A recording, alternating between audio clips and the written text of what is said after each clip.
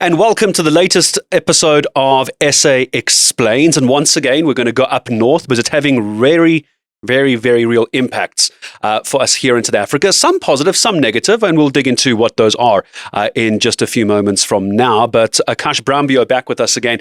And we're now, day 17 of what is happening up in the Middle East. I want to start broad if we can. We'll narrow things down. Just from a strategic perspective from the military, has what the US and Israel been doing made any sense? And obviously the retaliation from Iran, is any of this working? Well, the difficulty in answering that question is you'd need to establish what America set out to achieve. And we're not really sure. Was it simply to topple the Ayatollah? Was it to topple the government? What was it? And we don't know. But what we can say is there's been a lot of criticism about America's military strategy. But we are only in week 3. And Donald Trump initially said between 4 to 6 weeks. And I would presume that he provided that particular time frame because every time the Iranians launch a missile, because the Americans control the sky, they're able to target those missile launches. That's their strategy. And that's not something that's going to happen overnight. So from an American perspective, I think they're on track with what they'd like to achieve. From an Israeli perspective, I think the Israelis were brilliant in the fact that they were able to bring Big Brother America on board. Because if they had to have faced this alone, I think the situation would have been very dire from their perspective. But you almost have to marvel at the Iranians. I mean, they've humbled America, they've humbled Israel. You know, in June last year, when the Americans struck their nuclear facilities, there were a couple of missiles that each another lobbed, and then everything went pretty quiet. And I really thought that the Iranians had more bark than bite, very similar to the Russians in Ukraine. But when you look at what they're doing right now, it's amazing. I mean, it reminds me of what our Boers did against the British. You know, they've adopted this asymmetrical warfare. They've played to their own strengths.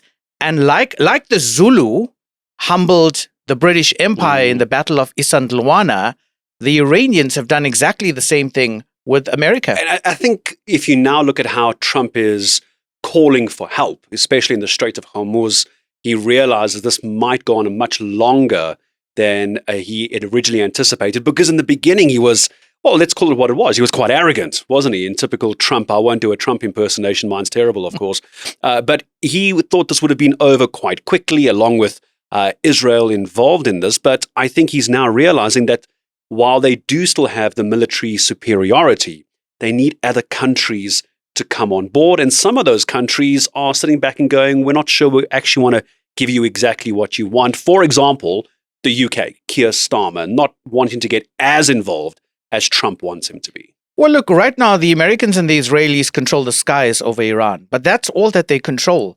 There also seems to be on the ground a groundswell of support for the Iranian regime. The fact that they continue putting out press conferences is amazing. The fact that they had a group of 80-odd people who got together to choose a new leader in a time of war is pretty amazing.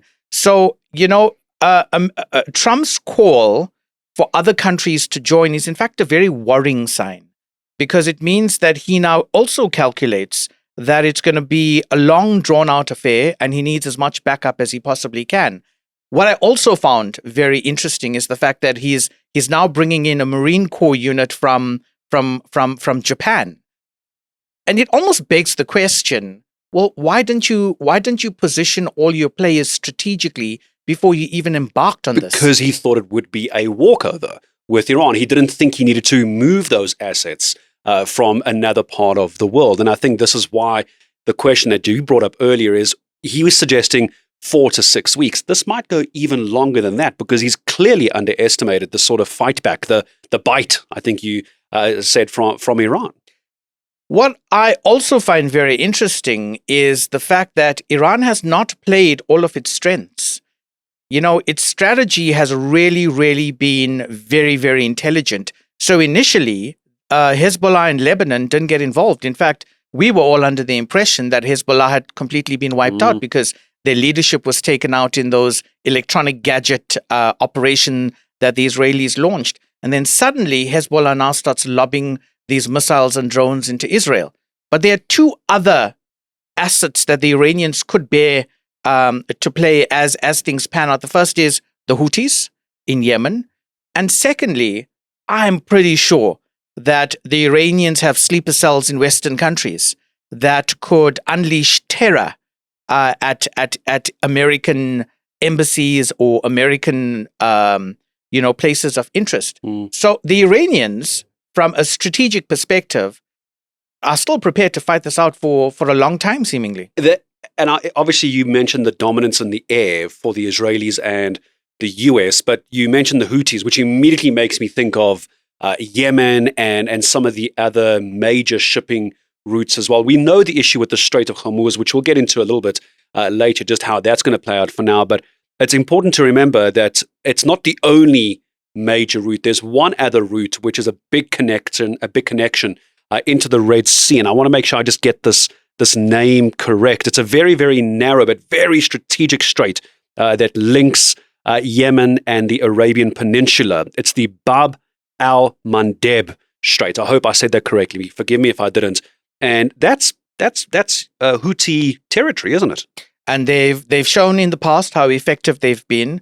There's a few million barrels of oil that passes through that passageway every single day. And all it will ensure is that there's an even tighter control of oil supply to the world, which will further push up oil prices. On that, I actually have the numbers here, so I quickly found this now. This waterway we're talking about, critical. This is not Hormuz. This is this Bab el-Mandeb. According to a few of the international media, including Sky News, this waterway is critical for global trade, roughly 10 to 12% of total seaborne traded oil, and also 30% of global container traffic. Now, that's everything that is not oil. That's household electronics, it's imported goods. So while the name might not be that well known, if there was a move in this strait, and you then combine it with the Strait of Hormuz, we could be in for a massive hiding global trade and global oil prices later if this isn't brought to an end. Look, from a South African perspective, we're really a sitting duck. And I think there are three areas that we could be impacted on for the cost of living to go up. The first is obviously a higher oil price. And let's just put that very quickly into perspective. Yeah. The highest oil has been just under $150 a barrel. We're currently sitting at just over 100. The Iranians say they would like to see oil at $200 a barrel. That's something the world has never experienced before. So a higher oil price will push up inflation. It'll push up the cost of living. In South Africa, we're also very dependent on fertilizer from that part of the world. So the fertilizer costs will go up. In fact, the problem would be that we may not be able to get sufficient quantities of fertilizer. As a result, our agricultural produce will be affected. We may even have a shortage. So food shortage. Food shortage. And then in South Africa, we're already dealing with foot and mouth disease. That's affecting our national herd. And that will push up meat prices even higher, dairy as well, than they already are. So South Africa sits, like the entire world, though, in a very precarious position should this conflict continue for much longer. Then, of course, we have the fuel price just on the oil, because I've seen a few, and I'd like to get your view on this, a few posts going out. Yes, we're expecting this massive fuel price jump, this hiding come April. But then I was seeing other posts that there potentially could be a fuel shortage. I don't know if it's a fuel shortage because we can't get the fuel into our country or because people are going to stockpile. How worried are you about a fuel shortage? I'm worried. In fact, I thought to myself, I need to find my old bicycle. And we can get a tandem, you and I. Absolutely.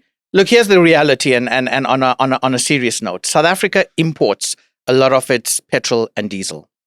And if that petrol and diesel, some of which comes from, the Strait of Hormuz or is transported via the Strait of Hormuz, if that doesn't come to South Africa, yes, at some point we will experience a shortage like many other countries. We simply do not have the refining capacity in South Africa to also refine crude oil. So we buy a lot of finished product. But Gareth, with every challenge also comes opportunities. And there are opportunities that South Africa now needs to very seriously look at. Fracking the Karoo, as much as it may prove unpopular with the environmentalists is something we should seriously look at. Our natural gas deposits off our coastline, again, something we should look at. And remember, we have this facility that sits in Mossel Bay. And the third one is sugarcane. KwaZulu-Natal and Mpumalanga grow a fair amount of sugarcane, and you can produce, Brazil does it very successfully, producing fuel from sugarcane. So there's opportunities in all of this for South Africa to grow the economy and also take care of our strategic needs. Now, the fracking is one thing. The offshore gas is another thing, but that's not going to happen this week. It's not going to happen next week. It might not even happen in the near future. I'm no engineer or mining expert, but that's not a quick solution. Another opportunity that I was thinking about over the weekend is if you're having these issues with the Strait of Hormuz and this other strait that I mentioned, another option, very expensive for the shipping companies, because you're going to now change direction, is coming via the Cape. Is there any benefit there for us? Because again, I'm now thinking when they had that terrible incident in the Suez Canal when one of the ships got itself stuck, we weren't able to capitalize on all the marine traffic. Is there anything we can do there? We've got big harbors, but what do we do with them? Well, and I think that should now become a priority area for government, for Portnet in particular. Let's push to do whatever we can to improve the efficiencies in our ports so that if ships did come in, either for supplies or for repairs, whatever the case may be, we're able to turn them around pretty quickly. One of the problems with traveling around the Cape is that, the seas are very rough. Yeah. So ideally, ships don't want to do that. I think it also pushes up their travel time by between 2 to 3 weeks.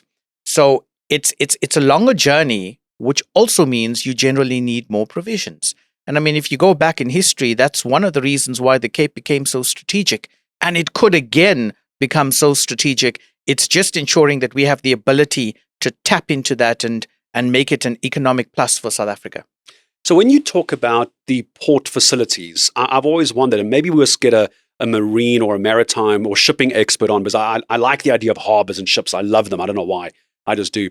But is that because we can't get these ships into the harbor physically? The ships are too big. We can't dock them correctly. We can't berth them correctly, or we can't store what they've got. Is it the on-land issues that we can't transport their goods? I'm just wondering, what is the bottleneck? So one of the big issues when it came to container ships was the ability to offload containers fast enough. And we simply didn't have the infrastructure to be able to do so. Those big cranes. Yeah. Something that we have been improving over a period of time. But the ships that you are talking about may not necessarily come to port to offload. It's simply a question of how quickly can we refuel them? How quickly can we replenish their food supplies, etc. And that actually has a second order effect, because if we can get that right, I just thought about this now, if we can get that right, even if the straits were to reopen officially one day and the marine traffic can move through smoothly, if we can offer a good enough service at a cost-effective point, we might be able to get a little of the extra shipping traffic coming via us. It might be further, but it also might be more viable for the shipping companies instead of going the shorter route, which is more convenient. But if it becomes too expensive in the Straits and we offer a good service, they might go, Cape Town, Durban, PE, pretty nice. Well, it'll all depend on how long this conflict in the Middle East continues. Yeah. The longer it continues, the more shipping lines are going to use the journey around the Cape. But yeah, the duration of this entire thing is what's important.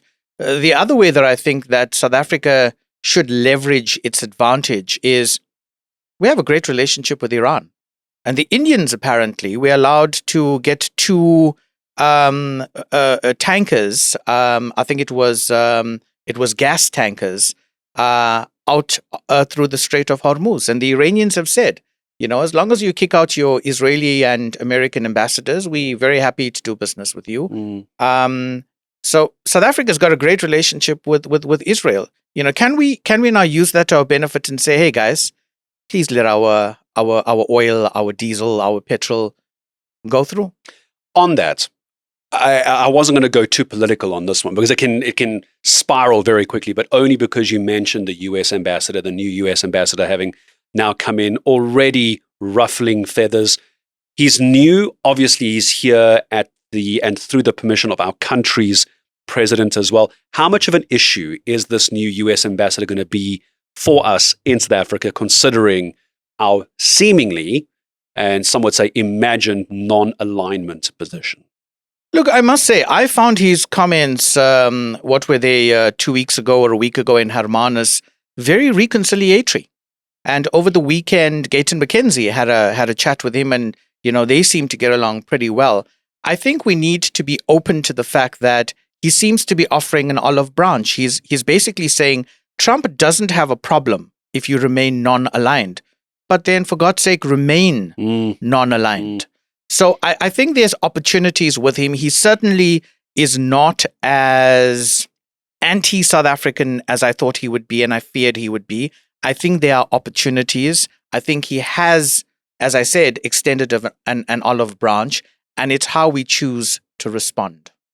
Two more things I want to touch on, because the big question, the nuclear question, is where I'm going to end things off today. But before we get to that, reports now coming through again that air traffic through Dubai International is being affected. I don't even know how we begin to measure the impact on the airline industry and travel disruptions through Dubai again. And this is going to be happening on and off for as long as this continues. Dubai International essentially cancelling flights again, or at least Emirates. I know Emirates is. It's an ongoing issue. I think what this conflict has done is it's taken away the notion that the Middle East is a safe haven. There's a lot of money that flowed in there from a financial perspective, from an IT perspective, people who found jobs there. And, it was literally, the mecca of the world where you could go and make lots and lots of money. Well, the illusion of safety in that part of the world has now changed forever. And again, Gareth, I think this is something that South Africa can capitalize on, because there's a lot of people with a lot of money who would be looking for a safe haven.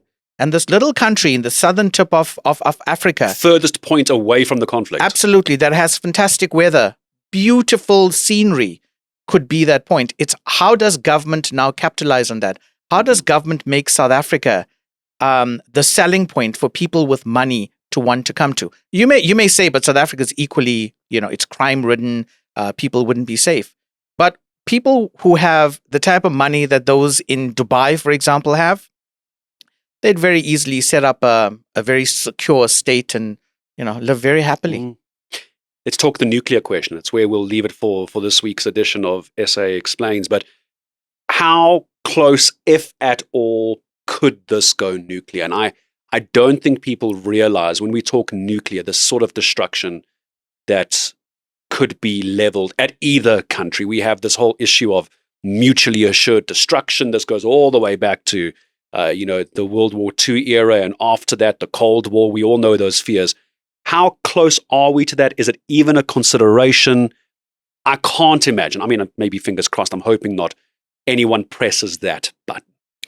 Look, to the best of our knowledge, from what we hear from media reports, Iran doesn't possess a nuclear weapon. So Iran firing a nuclear weapon is pretty unlikely. The worry obviously is the Israelis, and from what we hear, Tel Aviv has been bombed. But I certainly don't think it's in Israel's interest at this particular point to use a nuclear weapon as an option. And as for the Americans, well, it's simply not an option. There's no threat to the American mainland. The Iranians certainly don't have the capacity to lob cruise missiles or send drones that far. So I don't think at this particular point that the nuclear option is a realistic one. But let's also not forget that the type of bombs that are being used by both the Iranians, the Israelis, and the Americans as well have caused huge destruction. And it's cost lives. And overall, we may not have a nuclear scenario, but it's nevertheless a very sad situation for mankind. It is. Aakash, thank you very much. Indeed, and thank you for watching as well. We're back again next week with another edition of SA Explains. Bye-bye.